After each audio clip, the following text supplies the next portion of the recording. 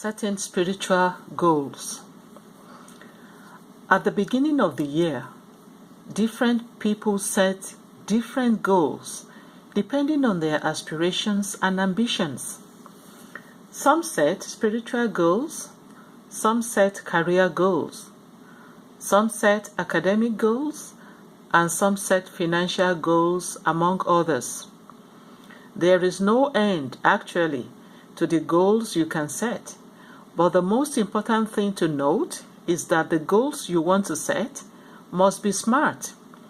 They should not be vague goals. What do we mean by smart again? It simply means your goals must be specific, your goals must be measurable, your goals must be attainable, your goals must be relevant, and your goals must be time-bound. I have been setting vague goals in the past, and at the end of the year, I usually don't have much to show for it. For example, there has been a year or two when my goal has been to be closer drawn to God, and that was it. Did I achieve it? I'm not so sure. Why? It's because it did not pass the SMART test. That is, it did not pass the SMART test. I did not measure it, and it was not time specific. Hence, there was no way of ascertaining whether I achieved it or not, and there was no way of holding myself accountable for what I promised to do. So my advice to you this year, as you set your spiritual goals, is to be SMART, that is smart. Let your goals be specific, measurable, attainable, relevant, and time-bound. That is the only way you will be able to know at the end of the year if you have been successful or not. Proverbs 29:18 says, "Where there is no vision, the people perish." Make sure you have a vision this year so as to preserve your destiny and your future. Some of you might not really know what spiritual goals to set or how to go about it. So I'm going to give you some examples. I'll give you some examples. For example, example 1, you can say, this year, I'm going to draw closer to God by doing the following. Number 1, I will read at least a chapter of the Bible every day for my spiritual growth. Number 2, I will have my quiet time and I will listen to God for 10 minutes every day with my pen and paper to hear what God will tell me, and I will write them down. Number 3, I will pray for at least 10 minutes in the morning before going out and in the evening before going to bed.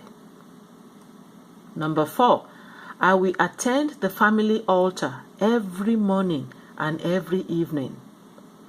Number 5, I will give at least one person a tract or talk to someone about Jesus at least once a week. Number 6, I will attend Bible study every week. Number 7, I will not miss any Sunday service this year. Number 8, I will study a Bible character once a month. Number 9, I will fast and pray once a week. Number 10, I will pray in the night for at least 10 minutes every day. Number 11, this year, according to Proverbs 3:5, I will trust in the Lord with all my heart, and I will not lean on my own understanding. In all my ways, I will acknowledge Him, and He will make my path straight. These may be the goals you want to set in order to draw closer to God this year. You may not be able to do every one of these, but if you are really ambitious and determined, you may be able to do at least 5 of them. And at the end of the year, you will be able to say specifically that I have drawn closer to God in these areas. Let's look at some other spiritual goals you may want to set.